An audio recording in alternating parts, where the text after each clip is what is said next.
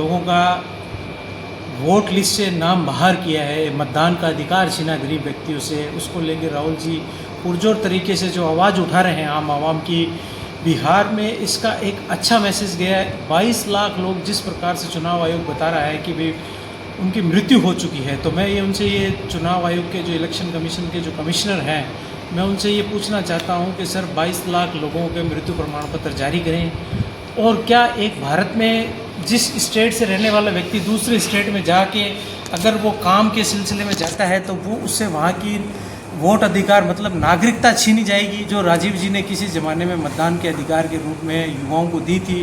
तो ये कौन सा इलेक्शन कमीशन काम कर रहा है? इलेक्शन कमीशन से बार बार क्वेश्चन पूछने पे अनुराग ठाकुर हुआ या और बीजेपी के कई दिग्गज बड़े लीडर हैं, उन्होंने क्या किया है कि मतलब आप भारतीय जनता पार्टी ही चुनाव आयोग की तरफ से हर चीज़ को अपनी तरफ से पेश करे जा रही है। तो ये एक बहुत बड़ी गलत मैसेज जा रहा है लोगों के बीच में, जब चुनाव आयोग इलेक्शन कमीशन ने ये बात कही राहुल जी को कि एफिडेविट दे कहीं ना कहीं। तो मैं ये पूछ रहा हूँ कि भाई वो 22 लाख लोग जिनकी मृत्यु हुई, क्या चुनाव आयोग ने उनके मृत्यु प्रमाण पत्र जारी किए हैं? और सरकार ऐसी हठधर्मिता क्यों दिखा रही है? महाराष्ट्र में चुनाव हुए तो आपने देखा एक बिल्डिंग के अंदर 7,000 वोट थे। तो ऐसे रातों रात वोटों का बढ़ जाना, 5 बजे बाद वोटों की जो गिनती है वो कहीं ना कहीं परसेंटेज जैसे अगर 65 से थी तो वो रातों रात 5 बजे बाद जैसे ईवीएम बंद होने के बाद बढ़ जाना, तो ये एक अपने आप पे इलेक्शन कमीशन पे सवालिया निशान है। तो कहीं ना कहीं देश का इलेक्शन कमिश्नर है, मैं उनसे ये आग्रह करूँगा कि यूपी के अंदर जो यूपी का नागरिक अदर स्टेट में कमाने गया है, तो अगर आप उनके वोटर लिस्ट से नाम अगर उनका हटा देंगे तो वो फिर अगर मतदान के दिन वो कैसे मतदान करेगा, ये हमें आकलन किया जाए। और देश के गरीब आम आवाम से जो भारतीय जनता पार्टी वोट अधिकार छीन रही है, एक तरह से लोकतंत्र की डेमोक्रेसी पे सबसे बड़ा जो आज की डेट में जो एक भारत के नागरिक के पास में अधिकार है सरकारें चुनने का, ये एक बहुत ही बड़ा कुठाराघात कर रही है गरीब नागरिक आम आम पे। तो कहीं ना कहीं हम राहुल जी जिस अभियान को वोट चोर गद्दी छोड़ का जो नारा दिया है, आपने देखा होगा वाराणसी में 5 राउंड में आदरणीय नरेंद्र मोदी जी पीछे थे, फिर उसके बाद में अजय राय जी अचानक को उनको नरेंद्र मोदी को बढ़त मिलती है। तो कहीं ना कहीं वोट चोरी की सब जगह से रिपोर्टें मिली है, जयपुर ग्रामीण से ले लो। तो ये एक तरह से भारतीय जनता पार्टी ने वोट चोरी का परसेप्शन बना लिया है आने वाले जितने भी चुनाव हैं। तो राहुल गांधी जी ने जो अभियान चलाया वोट चोर गद्दी छोड़ को लेके, इनको इलेक्शन कमीशन को आके खुले रूप में जवाब देना चाहिए। कहीं ना कहीं इलेक्शन कमीशन और प्रधानमंत्री के बीच में साठगांठ है। ये एक बड़ा ही उनके ऊपर सवालिया निशान है कि उनका दामाद बेटी ग्रेटर नोएडा में कमिश्नर डीएम बनते हैं, उनके फैमिली के लोग उच्च पदों पे हैं। तो ये कहीं ना कहीं एक सवालिया निशान है सरकारों पे। उनके अमित शाह से बहुत, ज्ञानेश्वर कुमार जी के बहुत अच्छे ताल्लुकात रहे हैं। ये पूरी हमारी कांग्रेस पार्टी के बड़े लीडरों को, आम आवाम को सबको पता है। तो ये एक कहीं ना कहीं नागरिकों के साथ हठधर्मिता की कहानी कर रही है। आने वाले समय में इसका जवाब हम चुनाव के माध्यम से देंगे।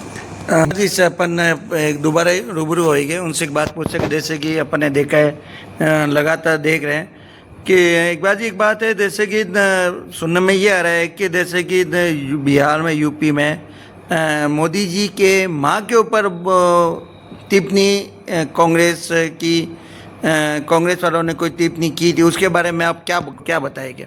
देखिए, मैं आपको ये बताना चाह रहा हूँ कि बिहार में जो रैली थी उसके अंदर भारतीय जनता पार्टी का कार्यकर्ता रिजवान था और उसका कांग्रेस से कोई ताल्लुकात नहीं था। वो एक एनडीए का वहाँ था, लेकिन कई ऐसे बीजेपी के लीडर जिनके साथ में उस रिजवान की फ़ोटो जारी हुई। अगर वो राजनीति के अंदर माँ सबकी इक्वल है, किसी को भी ये अधिकार नहीं है कि वो किसी की माँ को गालियाँ निकालें, पर कहीं ना कहीं भारतीय जनता पार्टी को अपने गिरेबान में देखना चाहिए। आदरणीय नरेंद्र मोदी जी ने जैसे सोनिया गांधी जी को जर्सी गाय विधवा कांग्रेस की ऐसे अपमानित शब्दों से किया था, तो ये कहीं ना कहीं एक परसेप्शन भारतीय जनता पार्टी के द्वारा चलाया गया है। उसमें कांग्रेस का कोई लेना देना नहीं। अगर उस हमारे सभ्य लोकतंत्र के अंदर, संविधान के अंदर प्रधानमंत्री क्या आम व्यक्ति को वहाँ को भी कोई गाली नहीं निकाल सकता है। उसके खिलाफ कड़ी से कड़ी बिहार के अंदर जेडीयू और बीजेपी गठबंधन की सरकार, उस पर कड़ी से कड़ी कार्रवाई करके एक मैसेज दिया जाए। और राजनीति के अंदर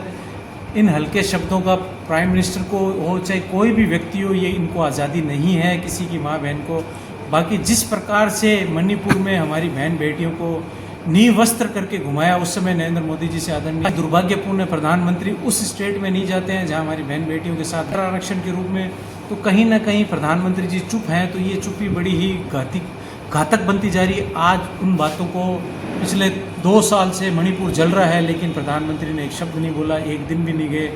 अब जिस प्रकार से राहुल जी ने पंजाब के अंदर बाढ़ के अंदर कांग्रेस के कार्यकर्ताओं का आह्वान किया है, तो सब लोग जैसी भी होगी मदद जरूर करेंगे। हम भी लोग पंजाब जाएंगे, जैसी भी बाढ़ पीड़ितों की मदद होगी तो कांग्रेस पार्टी का कार्यकर्ता अपने जी जान तन मन धन से। पंजाब में आप क्या अपने कांग्रेस पूरी टीम राहुल गांधी क्या चाह रहे हैं कि वहाँ पे कैसे सहयोग करेंगे, कैसे वहाँ पे जो बाहर के 2 किसान लोग दुख पा रहे हैं पंजाब में, आपकी पूरी टीम आप क्या करेंगे पंजाब में जाके, कैसे उनकी सहायता करेंगे आप? जैसे हमारे पंजाब के सबसे युवा प्रदेश अध्यक्ष हैं आदरणीय राजा वड़िंग, जो कभी हमारे यूथ कांग्रेस के राष्ट्रीय अध्यक्ष भी थे, उन्होंने एक टीम बना रखी है घर घर खाना पहुंचाने का, जहां बाढ़ है उन लोगों को सुरक्षित स्थानों पर पहुंचाने का, बुजुर्गों को जो भी एक राहुल गांधी ने कहा है कि हिम्मत के साथ सबकी मदद करनी है।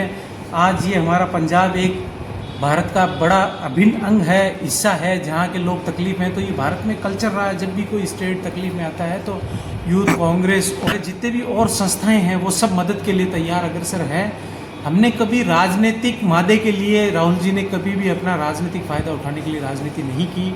हमेशा, आज पंजाब में चुनाव है तो उन्होंने हमेशा सही की बात की। अगर कहीं भारत का नागरिक परेशान है तो उसकी मदद के लिए युवा कांग्रेस और कांग्रेस के तमाम कार्यकर्ता तत्पर से तैयार हैं और आगे भी तैयार हैं। जैसे कि आज मैंने देखा है कि जैसे कि 20 में जैसे कि मोदी जी की ये पहली बात तो आप नरेंद्र मोदी के द्वारा दिए गए, प्रधानमंत्री के द्वारा जो स्टेटमेंट दिए गए थे सोने से आलू का, ये आदरणीय प्रधानमंत्री जी का स्टेटमेंट है। ये अमित मालवीय जो बीजेपी आईटी सेल का जो संयोजक है, उन्होंने कहीं ना कहीं राहुल जी के बयानों को तोड़ मरोड़ के पेश किया गया है।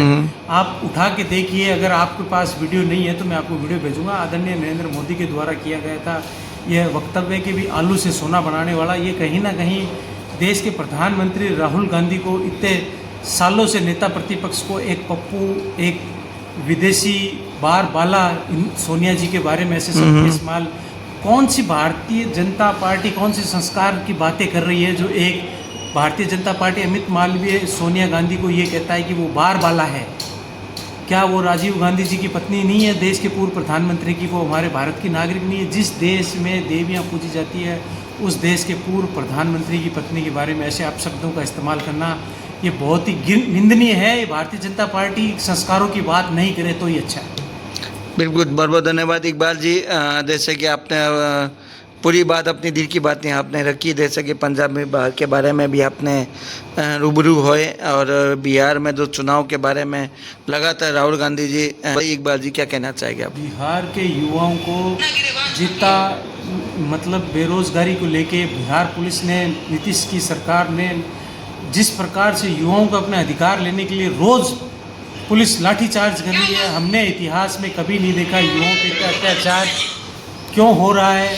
क्या सरकार उनको अपनी नैतिकता के आधार पर रोजगार उपलब्ध कराना क्या सरकार का दायित्व नहीं है?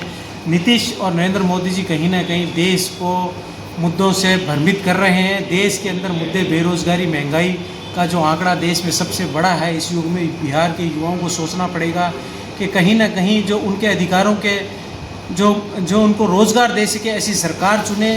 और राहुल जी उस स्टेट में इसलिए गए हैं कि कहीं ना कहीं हमारे साथ जो लालू प्रसाद के पुत्र हैं, जो उप मुख्यमंत्री थे तेजस्वी यादव, उनका कार्यकाल बहुत ही अच्छा था।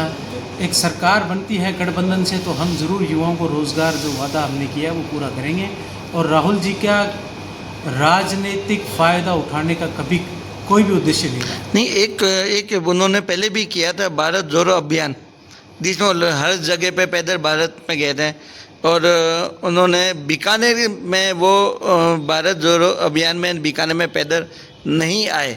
उसका आपके बारे में क्या कहना है, इसके बारे में बताइए एक बार जी। मैं आपको बताना चाह रहा हूँ कि जिस प्रकार से भारत जोड़ो यात्रा थी, हम जहाँ पे मतलब जिस उत्तर प्रदेश से राजस्थान में आई जो भारत जोड़ो यात्रा झालावाड़ से शुरू हुई, 10 दिन राहुल जी का जो तो कहीं ना कहीं सीमावर्ती क्षेत्रों में गांव ग्रामीण से मिलने का राहुल जी का उद्देश्य था।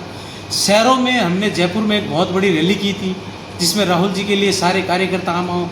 राहुल गांधी किसानों की, आम मजदूरों की, उनकी भावना समझने के लिए उनके घर तक गए। वो तो कि मेरा क्वेश्चन ये था एक बार, जैसे कि हर जगह गए, जयपुर में भी है, बड़े शहरों में गए, तो बीकानेर में भारत जोड़ो अभियान में, यहाँ पे भी तो बीकानेर में तो आना चाहिए। देखो बीकानेर के कार्यकर्ता भी कांग्रेस के बहुत है यहाँ आके भी आप भारत जोड़ो अभियान में भी आप राहुल गांधी यहाँ से आते हैं, तो यहाँ पे भी तो उनको सही लगता है। उस समय जिस प्रकार से उन्होंने जो यात्राएं बनाई थी, कन्याकुमारी, भारत के कन्याकुमारी से लेके जम्मू कश्मीर से लेके कन्याकुमारी तक जो यात्राएं बनाई गई थी, तो वो एक राहुल जी का जो शेड्यूल था।